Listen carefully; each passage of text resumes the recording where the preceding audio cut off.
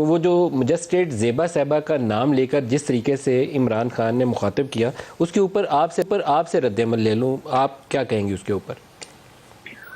دیکھیے میں نے کیا رد عمل دینا ہے، عدالت نے از خود نوٹس دے دیا ہے اور لارجر بینچ کانسٹیٹیوٹ کیا ہے اور عمران خان کو پرسنل اپیئرنس کے لیے 31 تاریخ رکھ لی، تو اس سے یہ ظاہر ہوتا ہے کہ ان کو یہ اس سے تاثر یہی ہوا ہے کہ انہوں نے توہین عدالت کی ہے اور اب انہوں نے اس میں اپیئر ہونا ہے کیس میں، اور اگر غیر مشروط معافی مانگ بھی لے تو آپ کو پتا ہے کہ یہاں ہمارے کیس ہو چکا ہے طلال کا بھی اور دانیال کا بھی کہ معافی مانگنے کے باوجود ان کو کر دیا گیا تھا ڈسکوالیفائی، اور کنٹمپٹ جو تھا وہ اپوز۔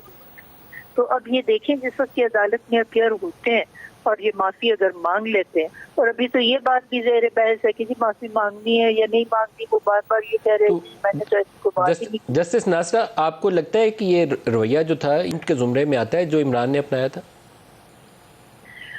دیکھیے اب یہ تو عدالت نے انٹرپریٹ اس کو کیسے کرنا، 31 تاریخ کو کیس ہے، میں آج کہہ دوں کہ جی یہ آتا ہے یا نہیں آتا،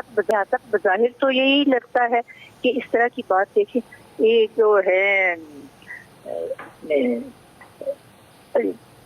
فارسی شاعر وہ کہتے ہیں آسائش دو گیتی تفسیر این دو حرفت با دوستہ مروت با دشمنہ مدارہ، بات کرنے کا ایک انداز ہوتا ہے، تو یہی بات اگر نرم لہجے میں کی جائے اور اس میں آپ کسی کے اوپر کوئی الزام تراشی نہ کریں تو وہی بات جو ہے وہ ہو سکتی ہے۔ اور اب بھی میں سمجھتی ہوں کہ اگر وہ غیر مشروط معافی مانگ لے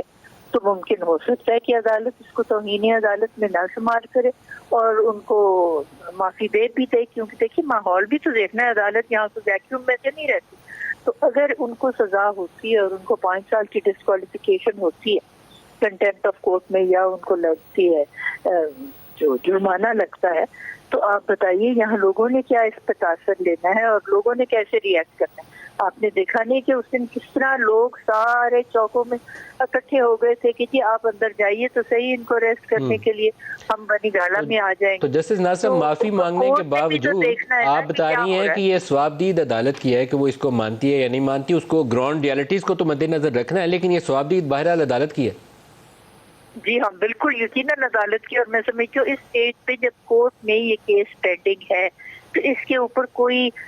جو ہے نا وہ کامنٹری کرنی کوئی مناسب بھی نہیں۔ You are putting words into the mouth of the court. درست ہے۔